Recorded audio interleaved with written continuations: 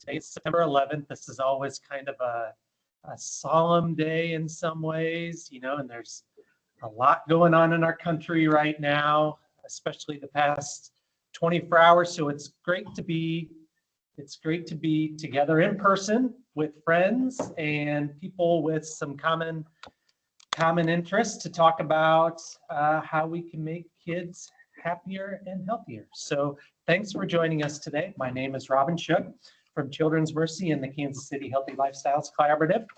We've got a really great quarterly meeting today. We're very excited to get started.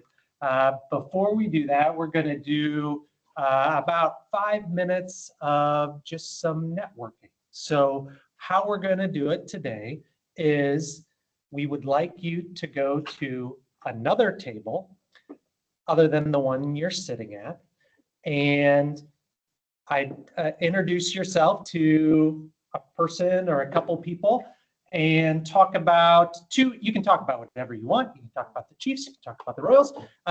The official prompts are, what are some things that you're excited about that your organization is working on either now or going to start working on later this fall? And also, what are some things that you've accomplished so far this year in your organization that you are proud and you want to share? Of course, those are just the starter prompts. You can talk about whatever you want. So I can assign tables, or you guys can just free flow on your own, and we'll give you 5 minutes, and then we'll meet back here and get started with the official program.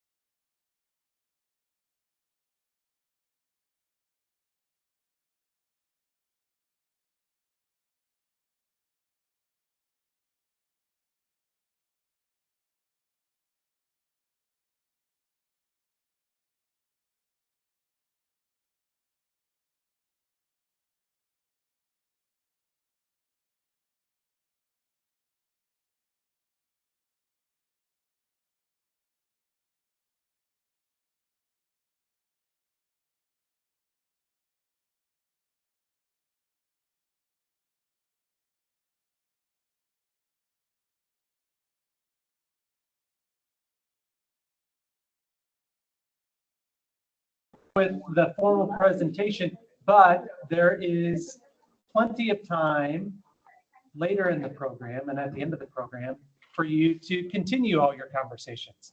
Hopefully that was just, like I said, an icebreaker to get the conversation started. Okay. So we've been trying to get some version of this presentation at the quarterly meeting for about a year now. So we are very, very excited to have our speakers and this topic at our quarterly event. So today we're joined by Blue KC and the Kansas City Royals to talk about their initiative called Shut Out the Stigma. And it's a big initiative, and so you're going to hear all about it.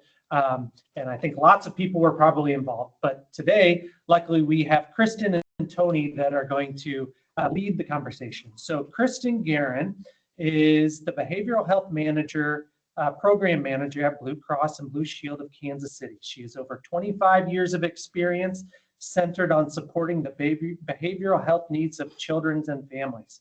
She began her career in the Bronx, very different than Kansas City, where she helped create a day treatment program for adolescents in partnership with the school system.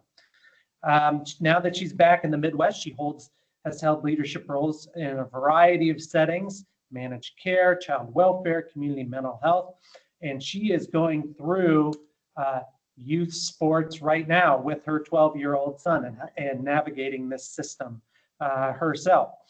Tony Snethen is the Chief Marketing Officer for the Kansas City Royals, where he oversees all aspects of the brand. He joined the organization in 2021 as VP of Brand Innovation and Agency Lead for the Pine Tar Collective, following a 17-year career at BMLYR. Don't know what that means, but sounds important. Over 25 years of experience in the industry working with Gatorade, Pepsi, Red Bull, Dick's Sporting Goods. He's known for blending strategic insight with creative excellence. He's a K-Stater and a lifelong Royals fan. He also has 2 kids. I don't know their ages, but they're probably going through this same youth sports system right now. So come on up. Let's give them a nice warm welcome.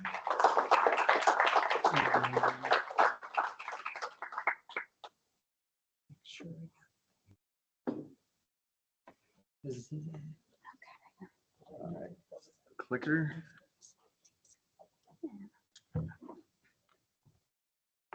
Okay.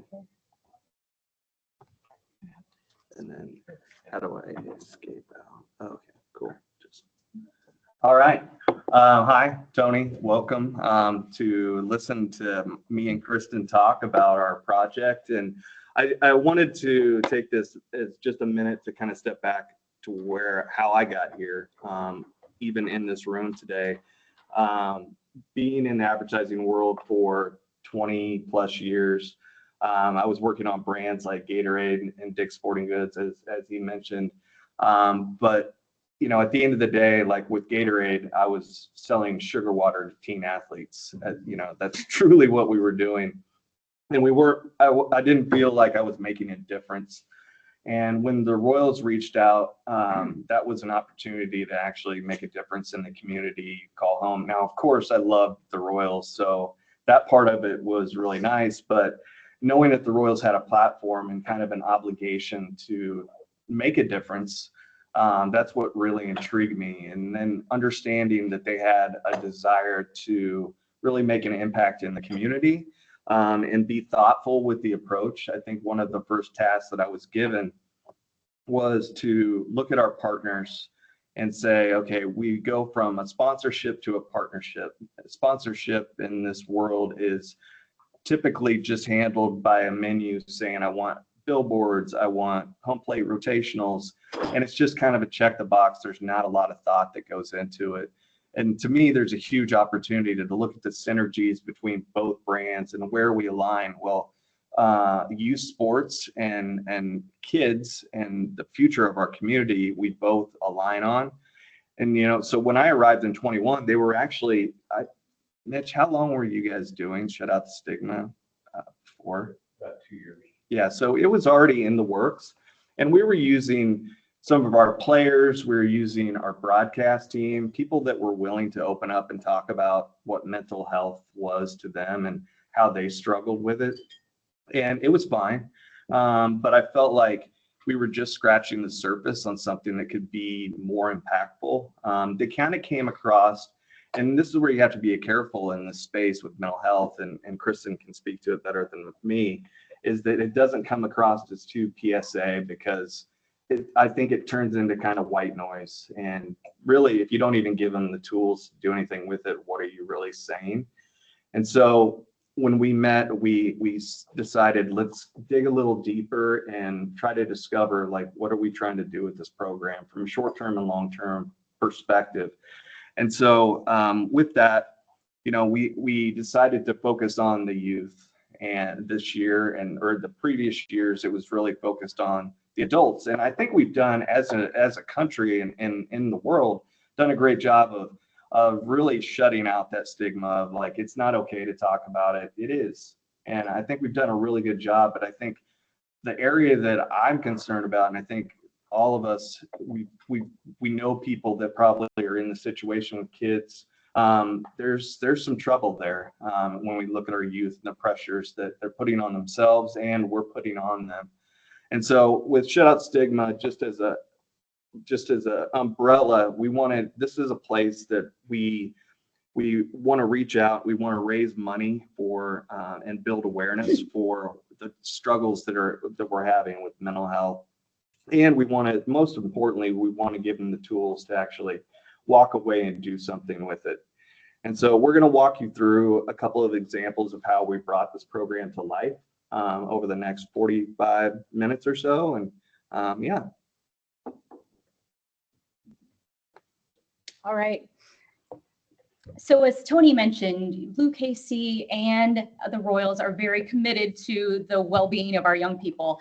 And I think there's just this awesome opportunity for the organizations to come together to really talk about this, to elevate that conversation. So even though there have been many efforts worldwide to reduce the stigma around mental health, I think it's still something that exists. And the Royals organization, which is so beloved by everyone in this community, is such an instrumental partner in elevating that conversation, normalizing the conversation about mental health. So I know I'm preaching to the choir here with some of these statistics, and many of which come from the State of Play Kansas City report. But I think it's worth noting, as we think about our young people, the alarming rate of deaths by suicide for young people in our country. I think it's worth noting that there's this interesting number that's often thrown out. About 70% of kids quit any kind of organized sport by the age of 13. If you think about what's going on at the age of 13, I have a 12-year-old right now. We were talking about just what a strange and awkward age it is. Sports is so much of my kid's life, and he learns so many amazing lessons from it. The physical activity is so important. We know that that helps our brain function. We know it helps our body function, but also the teamwork aspect of it, the sportsmanship he learns, being a part of something bigger than himself. It's not wins and losses, it's not statistics, it's what you get from being a part of that organization. We know that kids at 13 often start to isolate, right? They pull away from their parents. That's developmentally appropriate, but it can be really scary if they don't have something that they are connected with, if they don't have people in their lives who support them unconditionally, those kind of good friends who will check on them, right? They tend to pull away from parents, but we want them connected to something else. And when 70% quit sports by the age of 13, we know that that can be problematic, right when they need that connection. They need those connection points. And so I think that as we think about Shut Out the Stigma, as we think about what we can do as a community and organizations, elevating that discussion, helping kids not stay in sports. As we're talking about this, we are focused on sports, of course, but this goes for any activity. This goes for our kiddos who are involved in theater or debate, right? Or math club or whatever it is, keeping them engaged in some kind of activity, whether or not it's sports. But we know that sports offers so many opportunities for physical health and well-being as well. So finding out ways, why are kids dropping out by the age of 13? And what can we as a community, as behavioral health professionals, as invested community members, as other organizational leaders, what can we all do to keep kids connected in sports? So as we're thinking about this, we got to think about, well, why do kids engage in sports in the first place? And the State of Play report makes it very clear. The number one reason is kids want to have fun. And kids want to be with their peers, which is so appropriate and so important. And then we look then at the reason why many kids, many studies are citing this. Why are kids dropping out of sports and organized activities like sports? It doesn't even have to be competitive sports, but why are kids dropping out? Well, the reasons are complex, right? It's not just a one size fits all reason. We know that at a certain age, you either kind of have to go the competitive sports route, or there may not be as many opportunities in recreational sports. We know that cost is prohibitive for many, many families, and you get to this pay to play kind of model at a certain age, and that's really hard for families. But we also know that for many kids, they say it stops being fun. They feel the pressure of those competitive sports. Oftentimes they feel the pressure from their parents, that perfectionism piece, right? They're expected to be this, high performing mini professional athlete at a very young age. They feel the pressure. It stops being fun, right? They stop enjoying that time with their friends. And so what do we do about this as a community? And I think this is a great opportunity to not just raise awareness about mental health in our community and how many kids are struggling with that, but what are some of those solutions? As Tony said, we want to talk really practical steps too about what tools you can use in everyday life, whether you're a parent or a caregiver or just an interested, invested community member who cares about the young people in our community. We want to just talk about some really practical ways to start the conversation and engage in a way that's really supportive of our kiddos. So I'm going to turn it back to Tony here. Yeah, so we had to come up with some solutions that got people excited and actually got people to stop in their tracks and ask the question, is this directed at me as a parent or as a coach? And so we did that in a couple of different ways. And we got a couple of videos to show you guys after this, but the first ones we did these installations of these oversized letters around sports complexes around the metro area. This is stop and grab your attention. They were 12 feet tall and really right outside the entrance and exit of every major sports complex. I think we've had them at now around 8 to 10 different complexes around the area. And we've got a list of people that are wanting to have these installations at their place. We also had the players. So you see this progress is greater than perfection t-shirt that Bobby is wearing. When you see professional athletes buy into something like this, and while we're using them to actually elevate the conversation, they were excited to take part in this. Once they heard about the baseline of what we were trying to do with youth in the area, they were all in. And so this was just a small example of something they did on their own. We didn't ask them to do this, but they were willing to do it alongside of the launch of the letters. And so the next couple of pieces that I want to show you guys is how we went about this. It was kind of a three-staged approach. And this first one is really kind of telling the story of the release of these letters and how we look at that as kind of the catalyst to get us into the longer form conversation. So pull up this video.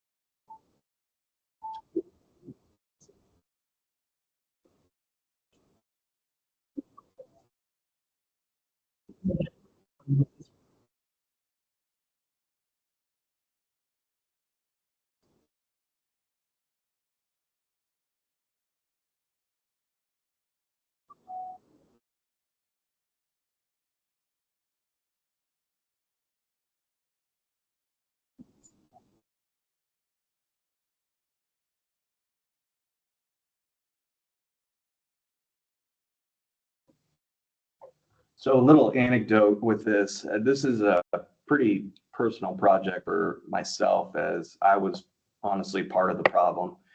There was a moment, my youngest son, who's now 17, he was around 9 or 10 at the time.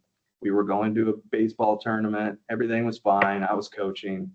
On the way to the game, I'm driving. He's in the back passenger side. We're talking about the game. After the game, I noticed he got in, and he always sits in the back passenger so we can have conversations. What are you going to do in this situation? You know, the smart dad telling him what he's going to do during a game that he'll never remember, probably 30 minutes after the game is finished. But he got in behind me, and I was like, why are you sitting there? And he just paused, and he's like, well, it's tougher for you to make eye contact with me. And at that moment, I knew what he was talking about. It was the car ride home. It was the coaching that I was going to give him about what were you thinking on that 3-2 pitch in the third inning, when again, he probably doesn't even remember anything about the third inning. And so it crushed me at that moment. And I realized that, you know, I was the problem, you know, and I was adding fuel to everything that we're talking about right now. And I didn't feel like I was doing wrong. I felt like I was trying to help, but that's when you ask yourself, like, when does helping hurt? And you're trying to put, you know, you're being that lawnmower parent. You want to get all the weeds and everything out of the way so your kid has the perfect path. And it really struck home for me. And I felt like this piece, it was obviously for a greater good, but I wanted to kind of dedicate this to my two boys that I had put through the ringer. And so it's still, even when I watch this, I'm just like, you know, there's something there for all of us that we can get better at. And so this was kind of my way of saying sorry to my boys. This we released at the same time. So as mentioned in that case study, those letters truly were written by kids in the metro area. Like, we just kind of took lines from each one of them. When we put these letters together, we had 2 or 3 different versions that are around the metro. But when you put these together, there's a common theme, and it's just the pressure and the perfectionism, as Kristin was mentioning. And they actually created quite a poetic letter that I think kind of, it pulled together all the kids' words, but everyone was saying the same thing. And this is an example of the spots that we played in stadium as well as on broadcast.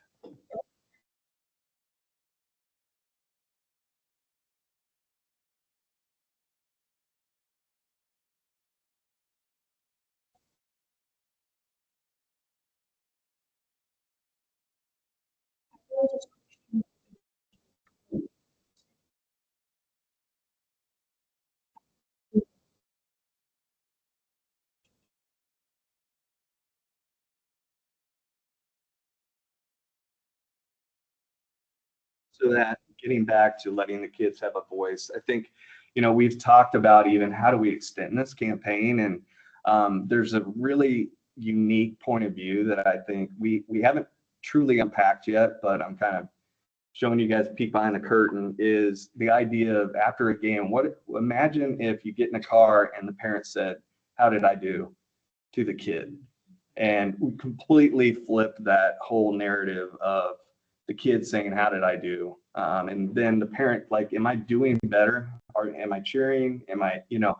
And so we look at it from kind of the kids' point of view, and they're the ones that are, you know, they're the ones that we're there for, and we're trying to prop up, and we want this to be fun for them. So it's just something that we're kind of playing around with. So let me see where we're at here.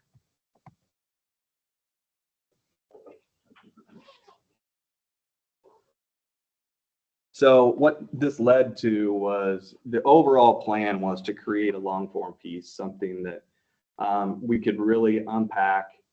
We could tell the story. We used actors, but we interviewed a ton of parents and kids in the metro area to tell this story. We used actors because we wanted to get into the kind of the ugliness of it. And no, we didn't want to put any parent or child specifically in a situation that we're trying to actually get rid of. But this happens every single day, and it's unfortunate. You know, when we were installing the letters, it was out at 3 and 2, and we literally just finished installing the letters, and we were filming from across the parking lot as people were walking up to it, just so we could get B-roll for videos like you saw earlier. And we heard some yelling, and we looked around the parking lot, and there was a father and a son in the front seat of a car, and the father was absolutely berating his kid. Windows were partway down, so everyone could hear it. He threw a water bottle across so he's in the driver's seat, threw it at the window right past his kid's face. And like, we all sat there super uncomfortable and saying, should we step in? You know, obviously that's not our role, but you know, just as human beings, you know, if it got physical, that's when, you know, I think, but it went on for 20 minutes.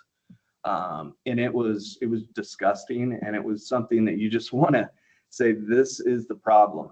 And so we knew at the time that we needed to get this film out there.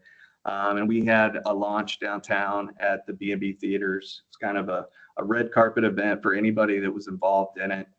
We had a panel afterwards, and I think it was a great way to kick off the program on a large scale, because obviously we're focused on Kansas City, but this is happening everywhere. It's sport agnostic. And so we're going to play an extended clip. It's an extended trailer, and it's about 8.5 minutes long. So it'll give you a taste of what this film is. And we highly encourage you to go to shutouttostigma.com to check it out. And it's on YouTube. It's easy to find, but this will give you a taste of what we did.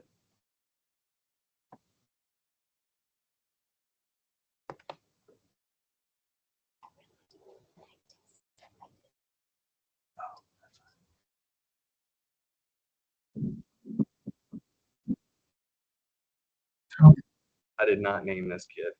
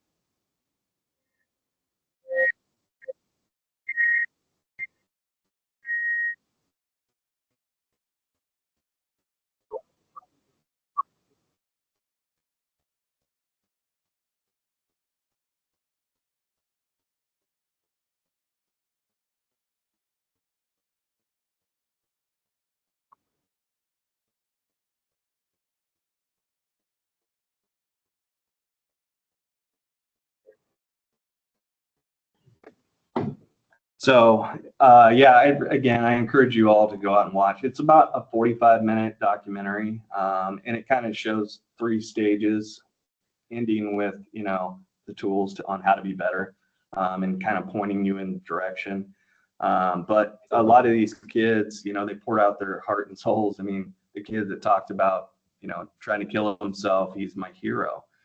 He's now like 12 years old, and he's trying to stand up and talk about his problem and help other kids. And that's just such a powerful thing to sit back and listen to.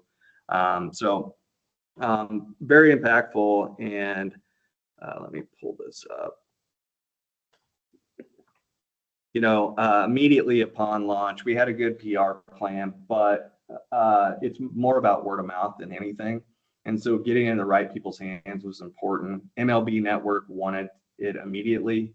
They previewed it and said, this is exactly, when we talk about growing the game and the future of our game, they said this was hands down one of the best pieces they'd seen. USA Today did a long piece like in relation to the documentary and the overall program. And then it just started to spread like wildfire.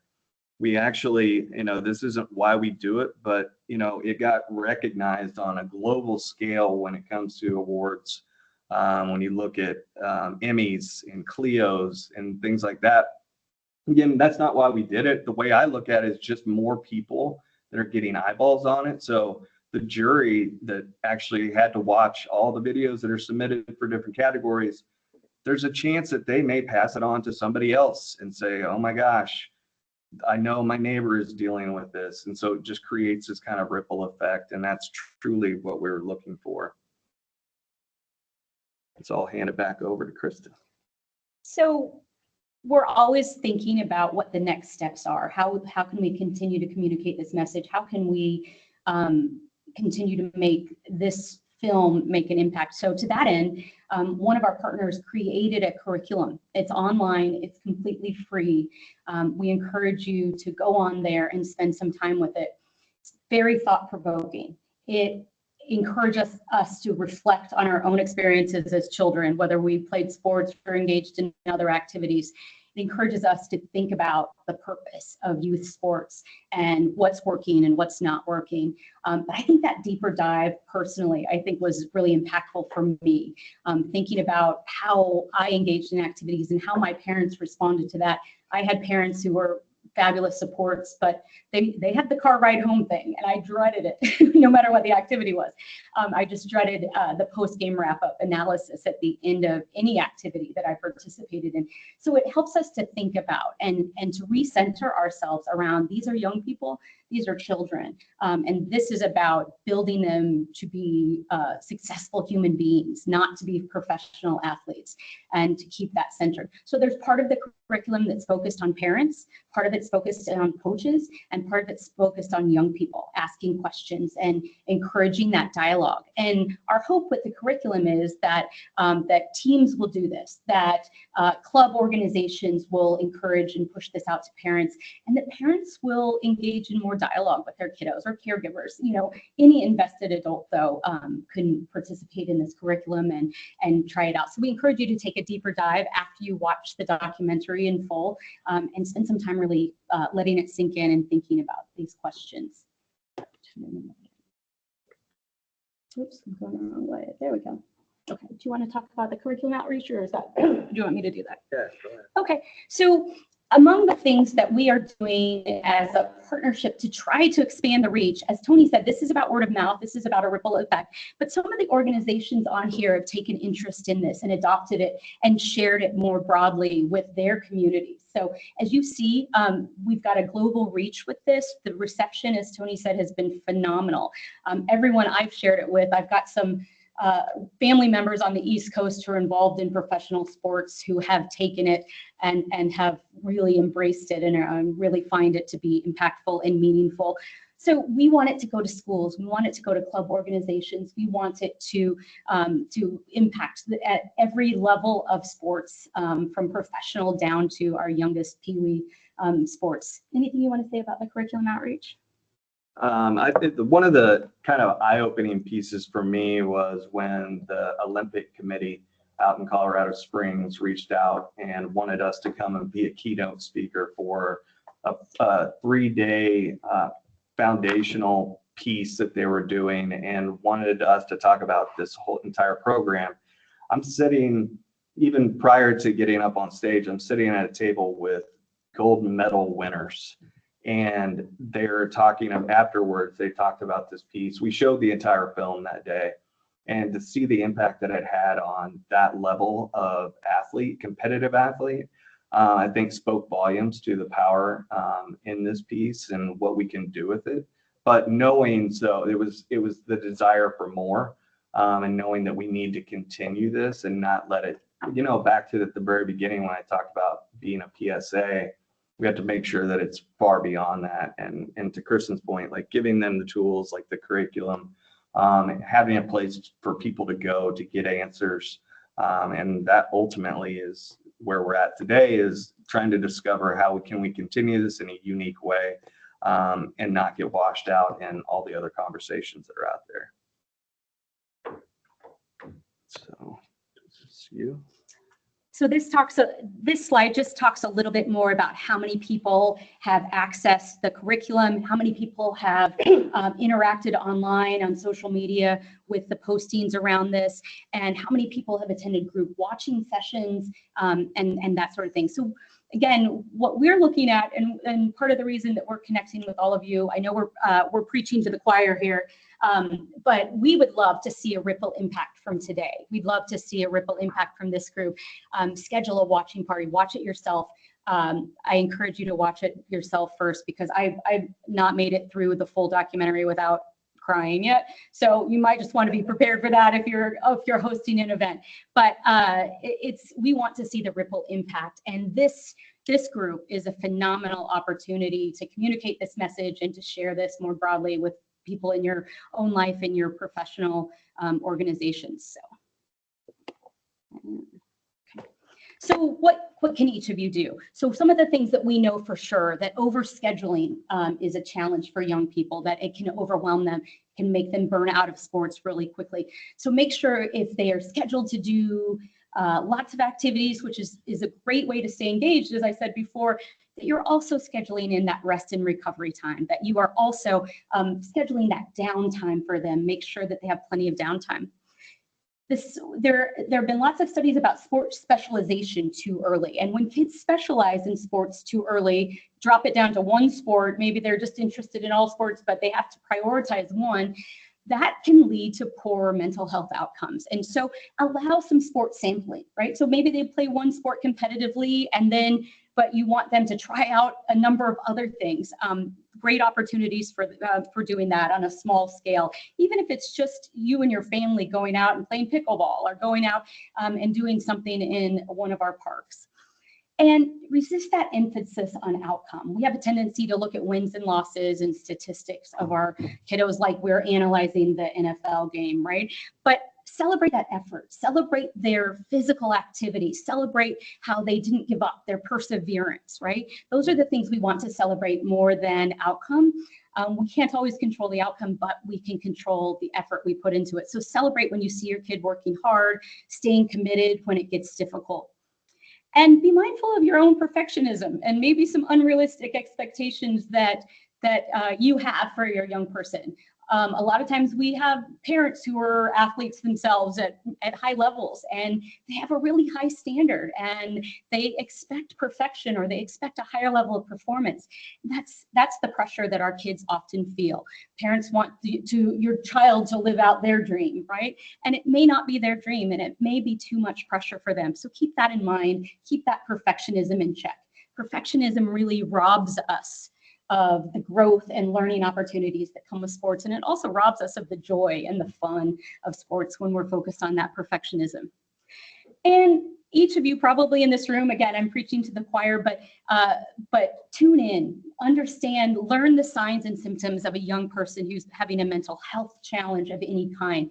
Recognize that it might manifest in physical ways. It might be stomach aches, headaches, school avoidance, right? It might be oversleeping. It may not come out as depression that's recognizable, or anxiety that you can recognize on the surface, but it comes out in lots of different ways. So make sure you educate yourself around some of those signs and symptoms when you're thinking about your young person.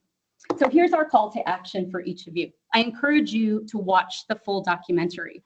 We make it free and accessible. You don't have to be on Netflix or have the subscription to get it. We want it to be free and accessible to all. So watch the documentary and share that link with friends. That's the ripple effect that we want to see from today. And your friends will share it with other people. Share it with the sports organizations your kids are involved in. Share it with their schools. Share it with your community members, your faith community, whatever that is. We think that everybody, this story resonates with everyone. All of us have been kids and maybe had an experience like this participating.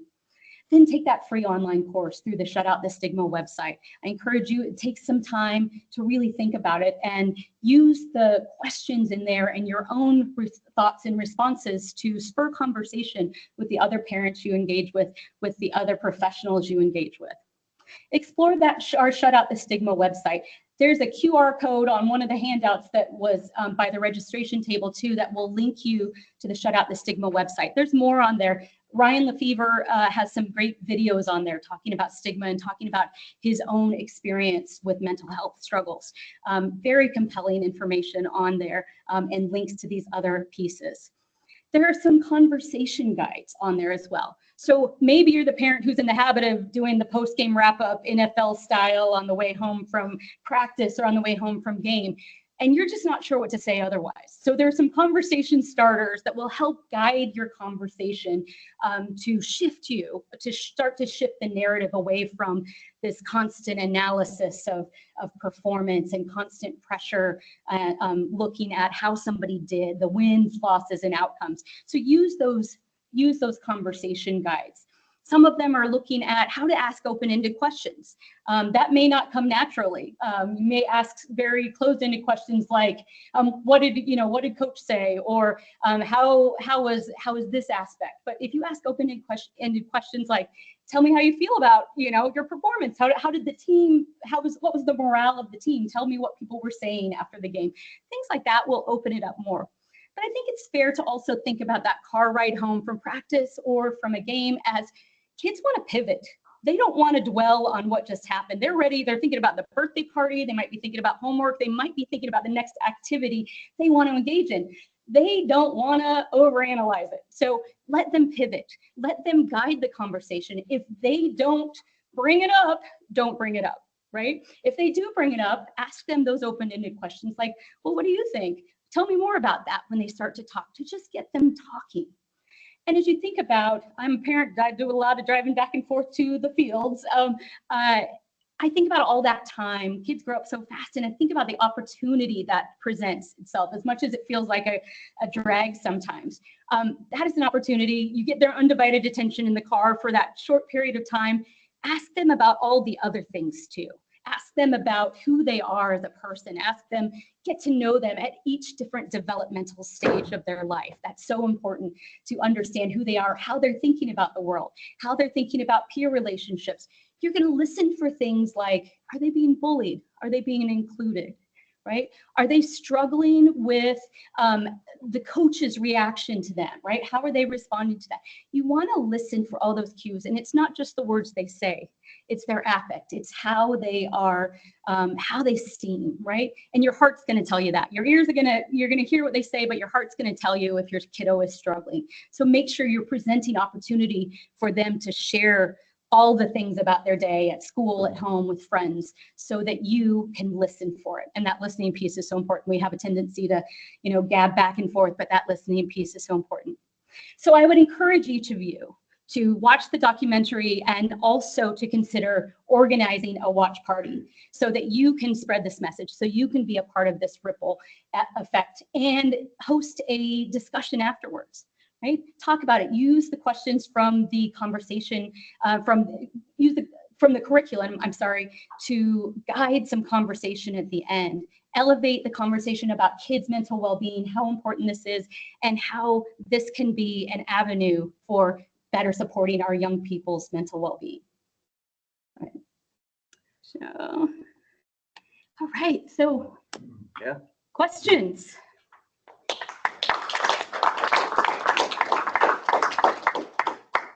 So yeah, open up for questions. Just maybe repeat them real quick Yes. Oh, good for call. the people online. Yep. as well. Is there a report out as far as if somebody does host something so that you are able to know what that, counted, to keep tracking your, Tony might be able to answer this because of the ones he knows he's pushed it out to. But again, we want this to be fully available. So we know how many people click on website links and things, but to know what that real impact is, it's hard to measure.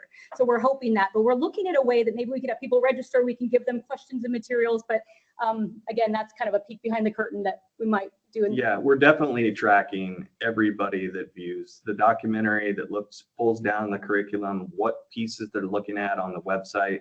And that's actually like telling us where we need to expand even more. If somebody is spending a ton of time, that can be for a number of reasons. But if they're spending a ton of time on one of the pages that doesn't have a ton of info, that's where maybe a problem is. And maybe we need to expand a little bit more. So we actually are tracking everything, and we're using that as kind of our strategy moving forward and where we want to take this. I love it. Thank you so much for joining us this morning and taking time out. I wish this hall was a 500-seat auditorium. We have more people listening to this message. It's so critically important. And you've done such a beautiful job. Obviously, acclaim, and I'm a promoter by just nature. I just think about how to make things bigger, and I have a lot of things cranking in my head right now. But the one thing that I'm wondering, and Tony, I'm sure you're in depth, kind of in this, is how we incentivize people to watch this. And is there a way to tie in a BOGO type of a thing where if you watch it, you get a buy one, get one free, take your kid to the ball game kind of thing. Or some sort of certificate where you get a badge, you've watched it, you can put that on your website, you can let people know that you've watched it, that your whole organization has watched it, things like that, cranking. And I know this isn't a question, but it is kind of a question. My real question is this is one component of a massive problem that we have. Youth sports is broken in a lot of different ways. And obviously, the parent-child relationship is a critical piece to this whole big puzzle.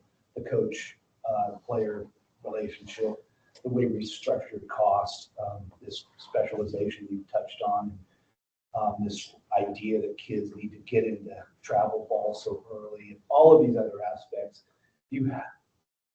Because it shut out the stigma and it's mental health. We're here because we're physical activity and exercise, and the science is really clear that physical activity and exercise is the best medicine for kids. Beyond the SSRIs and the other pills and stuff that we give our kids to make them feel better, we need our kids 60 minutes a day, every day. Is there thought of doing another film that takes it to a different space, that doesn't talk so much about the parent-child, but maybe talks about some of these other problems that exist, the barriers that the kids are facing, accessing the value sports brings, and the idea that sports has the power to change the world? So the question for those online was really, are there plans to extend this, whether it be another film that looks at other aspects outside of just the parent and child relationship? I think it would be a complete failure if we sat here and said, no, this is it. We've talked about a number of ways that we can start to unpack this even further and come at it from a different angle. It's still, I think it's important for us, as I get back to that idea of what a partnership is and how it aligns to both of our pillars, whether it be youth sport related. If the Royals are out there waving the flag for something that doesn't really make sense, I think it's gonna turn people off. I think we have to be smart in our approach to make sure that it aligns to something that they can say, I understand why the Royals are part of that conversation. If we were out there talking about homelessness or something, I'm not, and I know that's not what you're saying, but we have to do our due diligence to make sure that we're tackling it in a way that we can both stand up and say, that is what our brand stands for. And so we need to continue to look for ways. And if there are people that have ideas, we're all open ears. You know, good ideas can come from anywhere. And we take those in and we kind of brainstorm and see how we can bring them to life.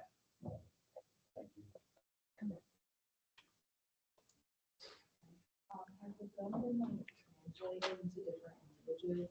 And the only reason why I ask is because from a cultural standpoint, I see this a lot in like soccer, especially with Spanish speaking or Arabic speaking families. But you probably won't realize that because they're speaking a different language, and I think it would be really beneficial. Is it? That's a great question. So for those on the call, the question was, is this available in any other language? And she mentioned she's observed, families with speaking other languages who might benefit from this. That's a huge miss Great question. on our part. And it's not. And it's something that I think we can quickly make a difference and change that. I think it's Thank you. fantastic. Yep. And it's one of those that I'm like red-faced even thinking about, like why we didn't think of that, because that is important to have those tools available. Yes, thank you. Great presentation. Watch the documentary if you haven't seen it. It's hard sometimes to get through. I've watched it a couple times, but totally worthwhile. Couple questions. One is, I know that there are some providers, youth sports providers, that are very, very interested in this. And you have some great ways to get involved. Is there any formal partnerships that you guys have explored or have in place with leagues already?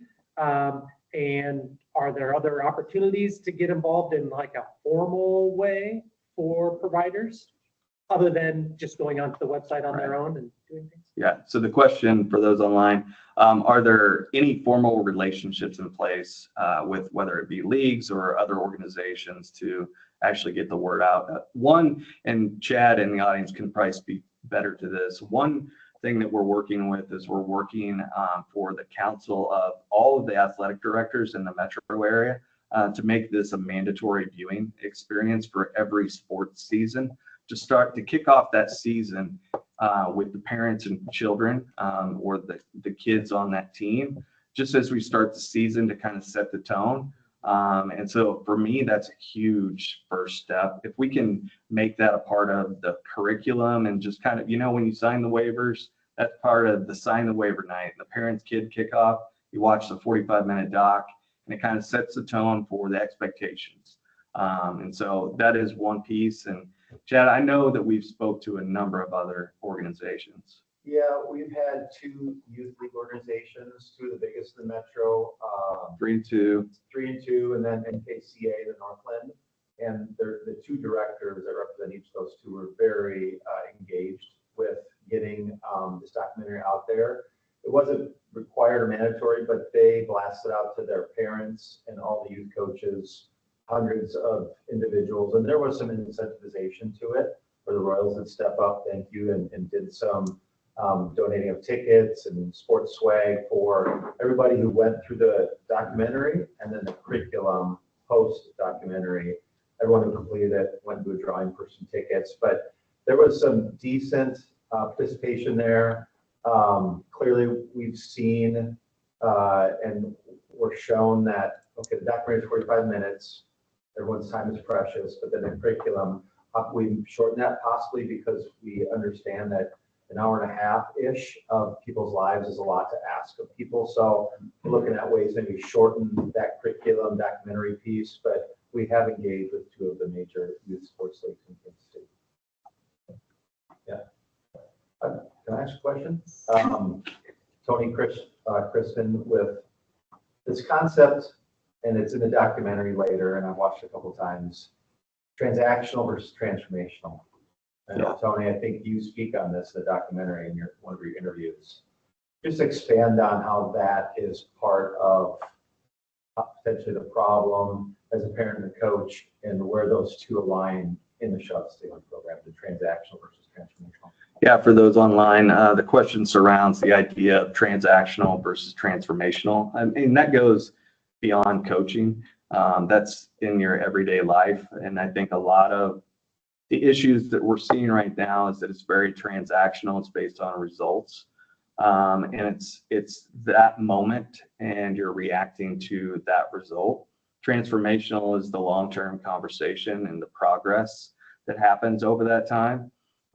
You would never, I don't think you would, that you would talk to your coworkers the way that maybe you talk to your kids after they make a mistake. And so being transformational and the leaders that we have in this room, it goes in all facets of our life. And so we do unpack that in the documentary a little bit because that is a huge piece to the problem right now. Everything being so transactional versus the transformational side. And it's proven, I mean, there are master classes from professional coaches that talk about the transformational portion of their coaching and parenting style. And so it's a piece that the film that we're extremely excited about because it's highly valuable. There's a question in the chat, Sarah. Hi, my name is Margarita Juarez, and I am wondering if you are partnering with the Guadalupe Center, who they provide sports to the children, and most of them are Hispanics, as well as El Centro Inc., a Catholic Charities, Bishop Sullivan Center, and all those organizations that work for the community.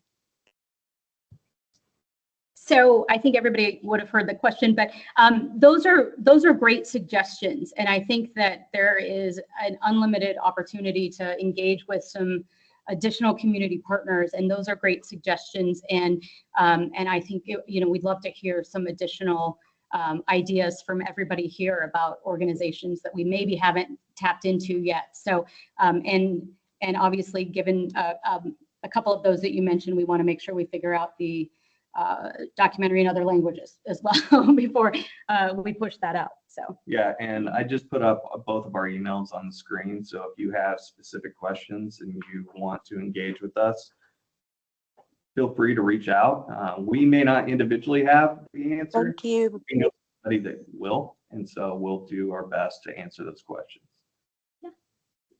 On a different vein, have you guys explored the opportunity of peer coaching and actually having games where parents can't attend?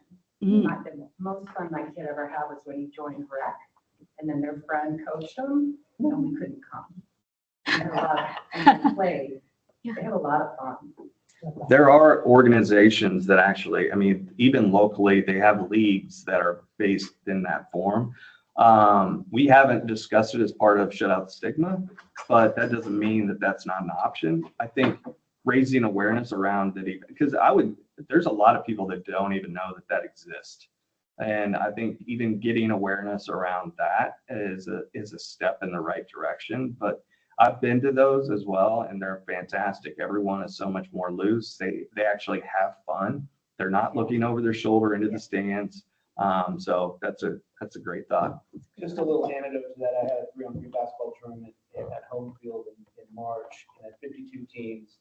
And I had it self-monitored by the kids. It was all about them calling their own fouls, and the parents could not stand it. They came up to me, and they told me that their 8-year-old couldn't advocate for himself in basketball. And I was like, well, it's like recess. I'm like, can they? Right. yeah. So next year we have to have court monitors. We're not gonna have we're still gonna let the kids call their own fouls, but the parents couldn't stand it. It was crazy. Wow. Sad. That's fun. We've got one more question in the chat if Dr. Sarah Hempel wants to go. Hi there. I'm a pediatrician at Children's Mercy and been working with kids and families for over 30 years now. I really want to applaud you for your work. This is so important. And having worked with families for many years, I can tell you what they also need is really practical information. So I love the discussion guide. I want you to consider going further and coming up with, with even mock scenarios. Like if this happens, this is a better response than maybe how you've responded in the past. Make it really, really practical and useful, and consider maybe even creating like a tip sheet that parents can take home from primary care provider visits and promoting it through your provider network there at Blue KC, because again, the more practical, the simpler, the better, honestly, if we want parents to make these changes and, really have the right responses to say. We have to role model for them, and we have to actually put those very practical talking points into their hands. I absolutely love that. And I agree with you about those really practical tips, quick, easy, something that's really tangible too. So I love that idea. And I love the idea of leveraging our provider network at Blue KC to get those in our pediatricians' offices. So I'm looking at Chad in the back of the room here, and he's writing things down for me.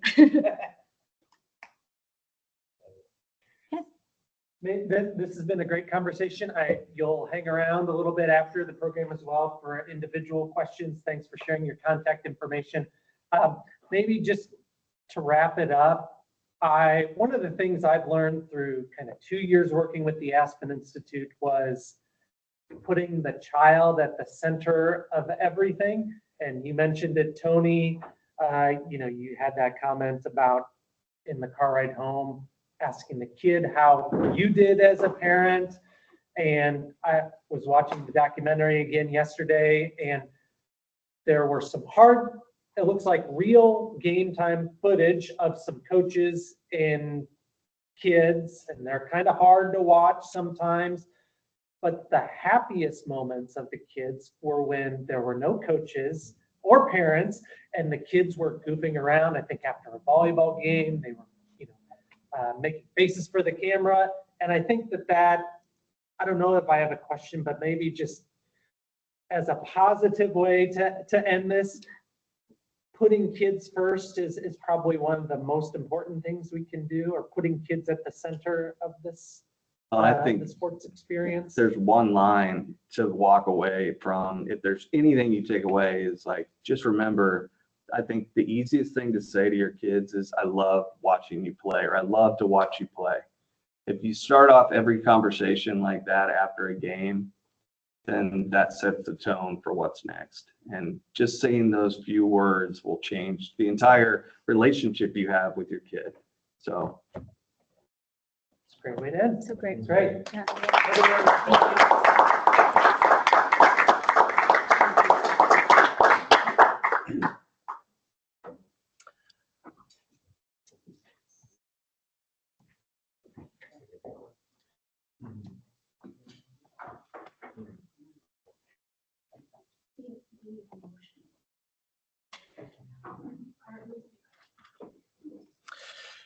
Great. Thanks again for that great presentation. Please watch the documentary and visit their website. Now we're going to do just some quick updates, and these updates are for anyone in the room or online. We'll start with some of our team's updates with the Kansas City Physical Activity Plan. We've got a host of meetings coming up over the next month across all of our sectors.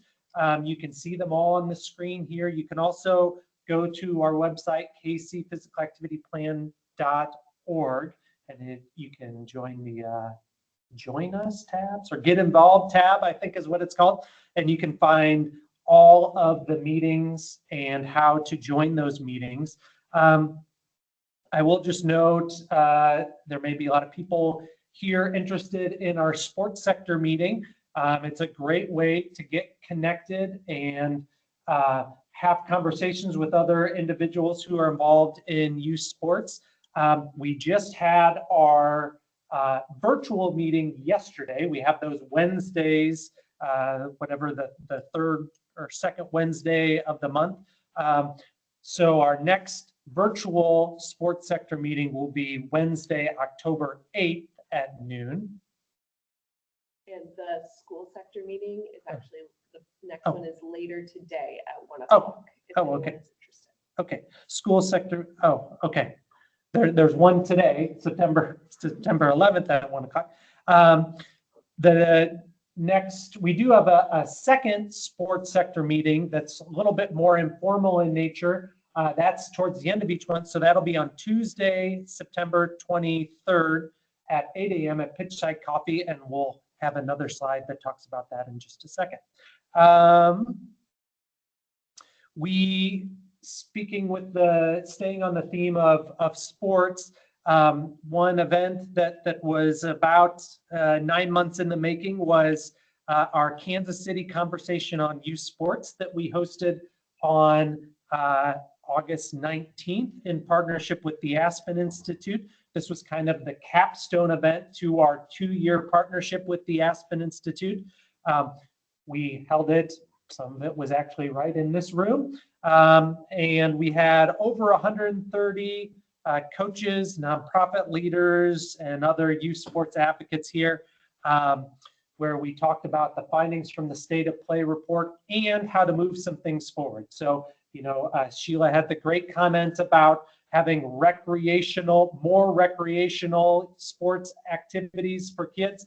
We talk about in our sports sector meetings how we can create those opportunities. What's the best strategies to do so? So please join us at our youth sports sector meetings. And if you have other questions, a great place to start learning more about it is the State of Play report for Kansas City that's up on our website. Here are just some pictures from the event. We had a great keynote speaker with where Dr. Brandmeier was talked with Daisha McClain, and we had other great speakers. Just the one comment from this room, and I was thinking about it during the presentation actually, was our other sports sector co-lead, Pete Piscatello, said, think back to your coaches that have big impacts on your lives. What was it about them that impacted your life? Chances are it was not X's and O's, game strategy, anything like that.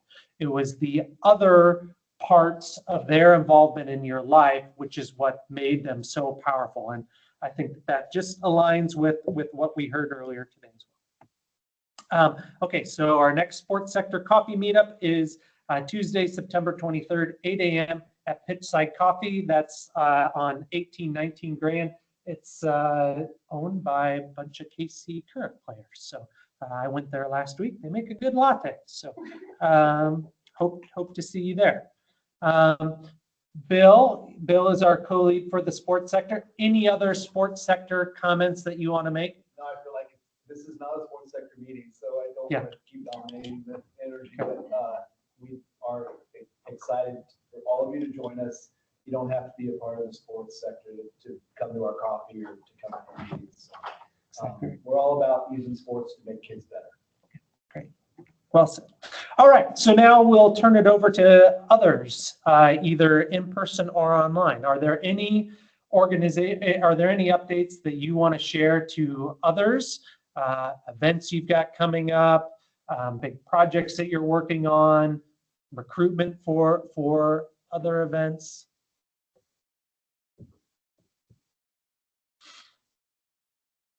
And I know there's lots of things going on, and I will call on Bill if no one jumps up first. Bill, go ahead. Why don't you give some updates? And you can come up here if you want, just so the people online can hear. Bill's always got something cooking.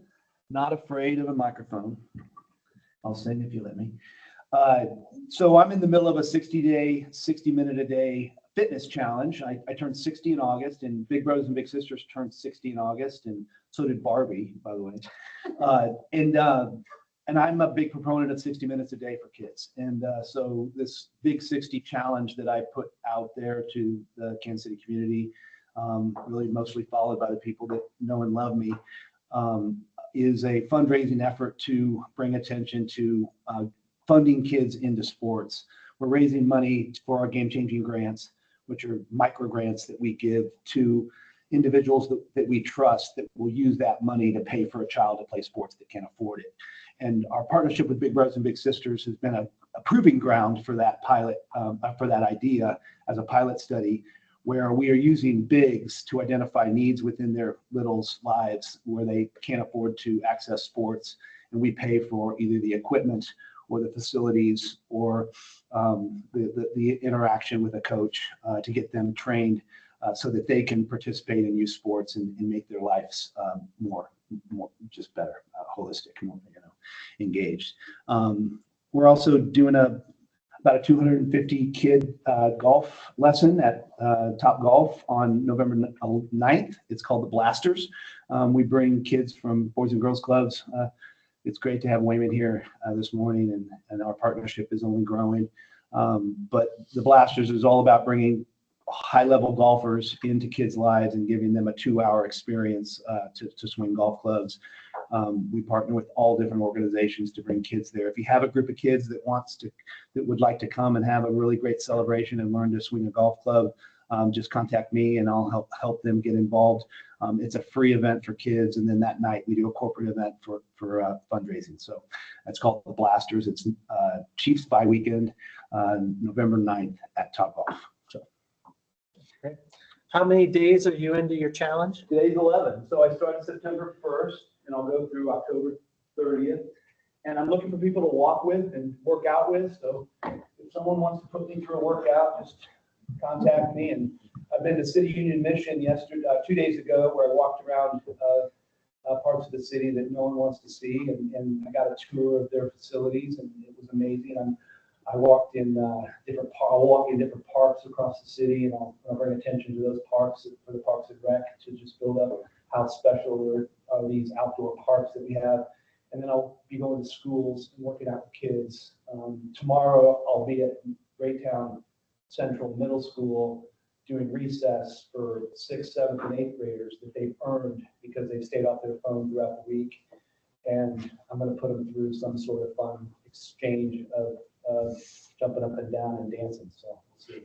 Cool. What's today's activity? Today I'm going to Terra Luna with my wife. We're going to walk around Terra Luna. If you don't know what Terra Luna is, it's a quixotic event out at the Arboretum in South Johnson County.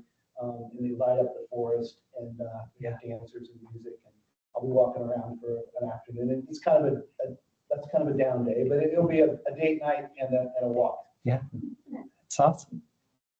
Any other organizational updates from anyone?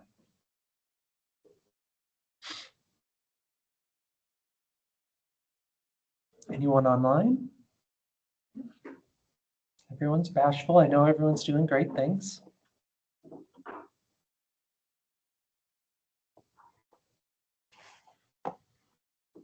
Last chance. All right. Since there's some silence, if you do have updates that you want to share, we have a variety of ways to communicate those things.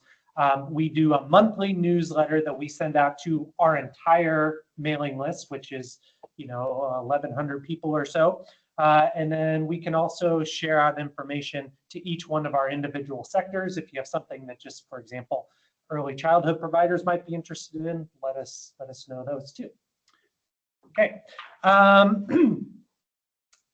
Last item before we head home today is our next quarterly meeting will be on Wednesday, December 10th. So normally we are Thursdays, but December's busy at the Kauffman Foundation. So we're meeting on a Wednesday, December 10th. And we got a great speakers. I think it's going to be a panel of speakers called Feeding Change, Advancing Healthy Food Access in Kansas City Through Policies, Environments, and Systems. So a lot of what we'll talk about is through our Centers for Disease Control and Prevention project that we have. There's a big nutrition component to that and food access component. So we're talking a lot about food service guidelines, meaning like in a park, when a park is having an event what are the guidelines around the foods that is served, the food voucher initiative program, and the food is medicine program. So all these things are very timely topics that we'll discuss at the December meeting. So to register, you can scan that QR code. We'll also, of course, be sending out lots of notifications about registering for that meeting over the next 3 months. With that, thanks everyone for joining us today. Please stick around, have some more coffee, enjoy some more conversation and socializing with the other members who are here today. Thank you guys so much.